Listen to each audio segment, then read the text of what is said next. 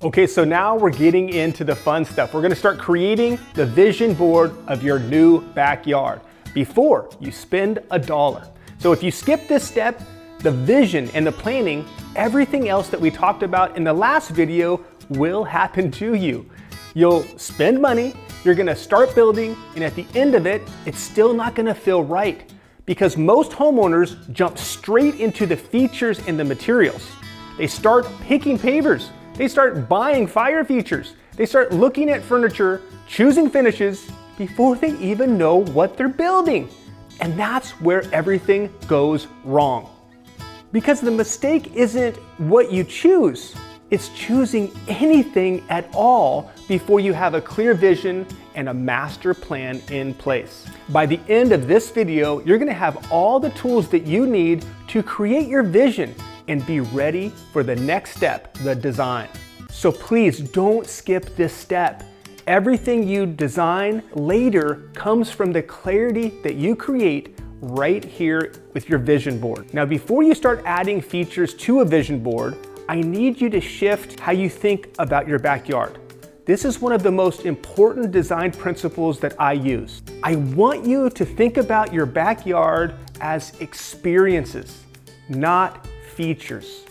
So instead of thinking patio, fire pit, covered structure, start thinking about gathering, relaxing, cooking, entertaining, even something like an outdoor movie night. Those are experiences, and that's the way I want you to shift your mind. So that's where this process starts. I want you to take the time, get the family together, and ask your family, what kind of experiences do you want to have in your backyard? Maybe the kids want to have their friends over for s'mores night. Maybe you want to have a relaxing time with couples in front of a fireplace. Maybe someone in the family wants to have a wellness space, a cold plunge, a sauna, or just a quiet place to rest and reset.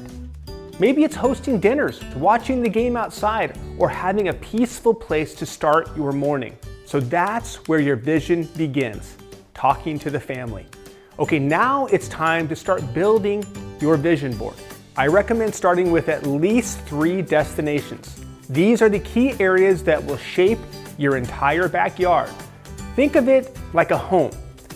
Each home has different rooms. It has a kitchen, has a living room, dining room, bathroom, different purposes. It all comes together, but it creates one home, one completed space.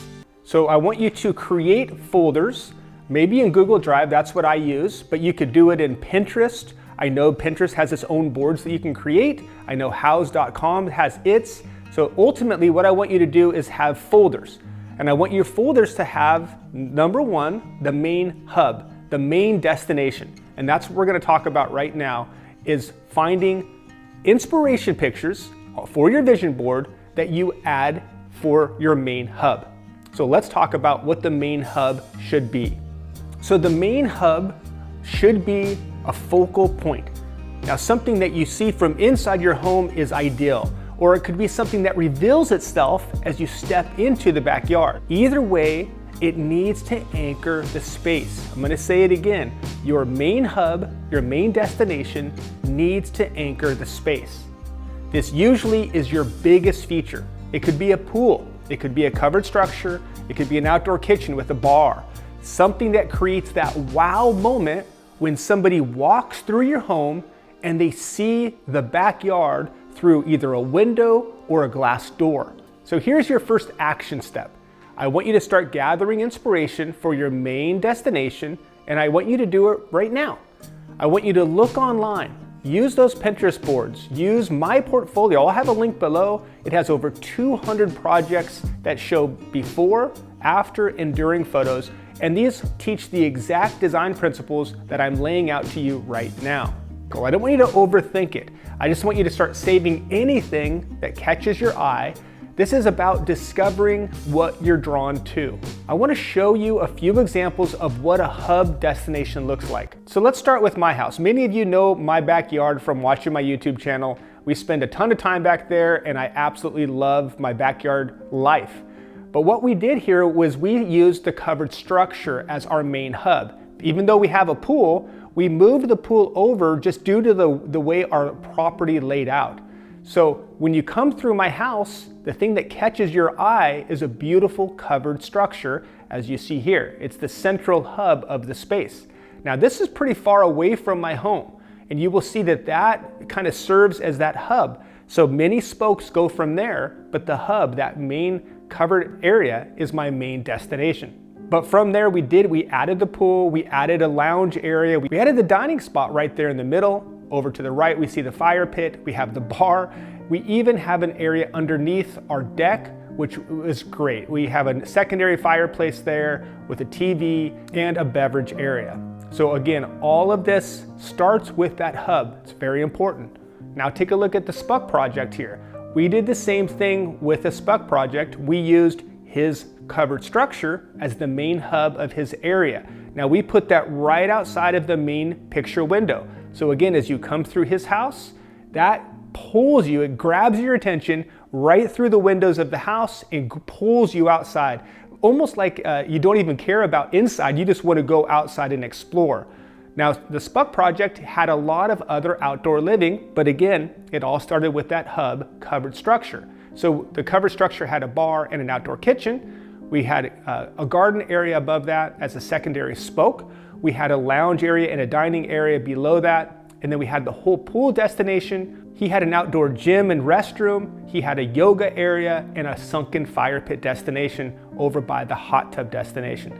So many destinations in the Spuck project too, but it all started with that main hub. But take a look at this job. This one featured a pool as their main hub, but really it doesn't matter what you use as your hub as long as it's going to have that wow factor and be one of the larger elements. So it could be a covered structure, it could be the kitchen like we mentioned, or it could be a pool like you see here. So I hope that gives you some ideas on what to look for your inspiration for your main destination, that hub in your outdoor space.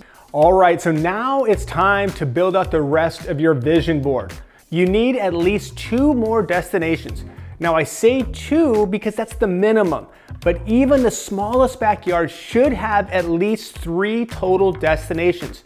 The hub plus 2 supporting ones. So let's talk about what I call these other destinations. Like I just mentioned, supporting destinations. These support the main hub and they give people additional places to go. I want you to think about this. Imagine that you're hosting a backyard party.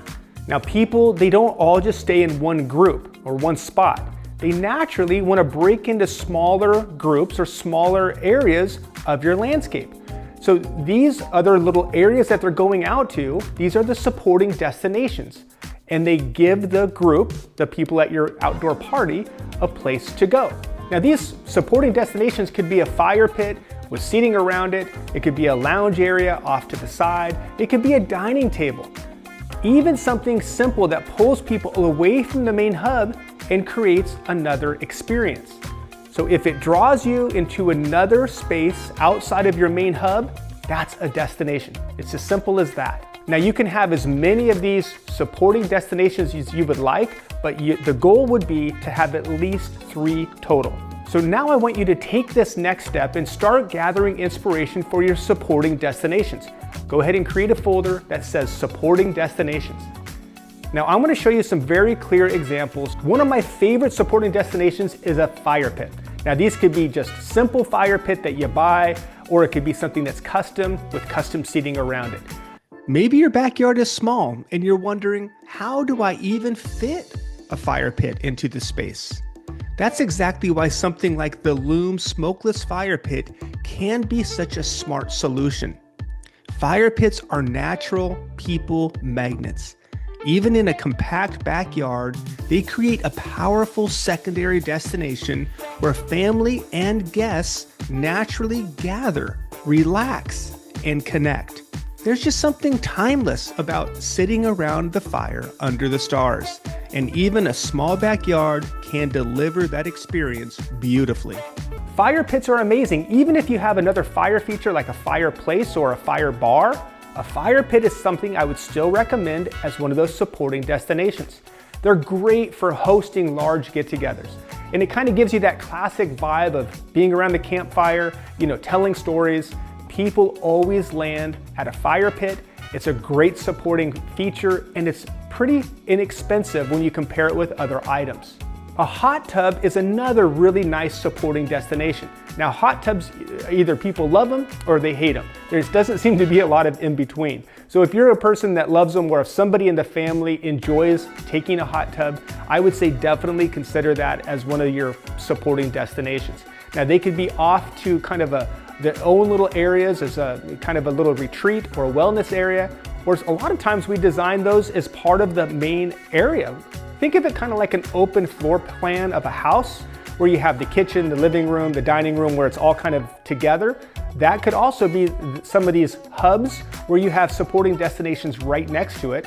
A lot of times we design the hot tub right within that zone. So you kind of, some people are in the hot tub and some people are like by a fire pit and they're talking. It's almost like they're together, but there's two separate destinations. Another great supporting destinations are the game areas. Now, I have golf in mind, like little putting area. I have cornhole, axe throwing, darts. A lot of people are using basketball and bocce ball courts. These are all amazing areas for supporting destination. Other supporting destinations are wellness areas. I've already mentioned them, but you could have a sauna. They're very popular with a cold plunge, outdoor gyms. It could be a yoga area, maybe a little water feature over to the side. These wellness areas are great supporting destinations. Water features are another very nice supporting destination. Even if there's no like patio over by it, people will still walk over there. Now, if there is a little patio with a couple of chairs there, that's a beautiful supporting destination. Especially if you have fish or koi in there, that's an amazing spot. Another great supporting destination is anything with a TV. The TVs obviously are gonna be attracted by the guys wanting to watch the game or basically anything on the TV. A lot of times this is set in front of a bar, but this is a great supporting destination. A lot of times it's in the main hub, but if you can, feature a little area away from that, it's even nice to have two TVs outside. We've done many projects like that. So again, anything that creates a place that is away from the main hub, that is your supporting destination. So this is a great place to take another action step. I would like for you to post in the comments below what two destinations you are most interested in. Whatever they are. It could be a fire pit, it could be that outdoor TV, it could be an outdoor kitchen, it could be a bar, relaxation. Let us know the two items that you are most excited about. People that take this action step of just commenting are 50% more likely to complete their backyard space. So take this action. Right now, comment below the two things that you are most excited about. So as you're thinking about your vision board, I want you to think about the future. I mean, seriously, think in the next 3 to 5 years. I want you to add it to your list and I want to add it to your vision board right now.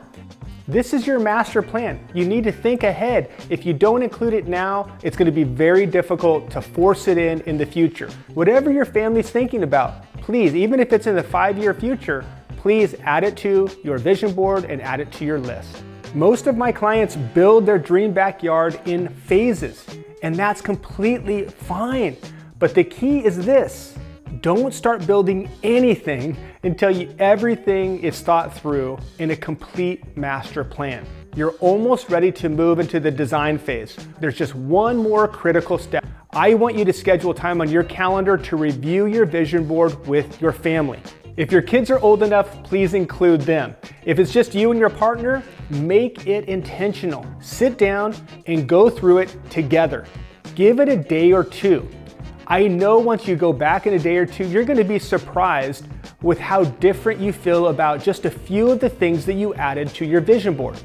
Now, this step is important because it helps you to clarify your vision. When you come back to your board, start removing anything that doesn't feel right anymore. And I promise there's going to be a good amount of things that you're like, what was I thinking when I saved that? Now, as you do this, something really interesting will start to happen. Your style will start to become very clear. You'll begin to notice patterns, colors, textures, materials that repeat themselves.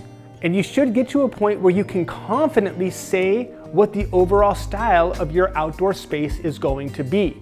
So once that's clear, the last step is to organize your vision board. Break it into 3 simple, unique folders. Number 1, I always like to do style and colors. Number 2 is main hub. And number 3 is supporting destinations. Now, once you've got this all done, now you're ready for the next step, designing the backyard of your dreams the right way. I had already done like a drawing on graph paper because I like downloaded all your YouTube videos a while back and was just binge watching them. I did watch the design series this weekend, and I need to just make sure all the measurements are a little more accurate. And I like how your recommendations were just so helpful with everything. So thank you for all that work. And in the next video, I'm gonna show you how to take everything you just created and turn it into a master plan that actually works. See you on the next video.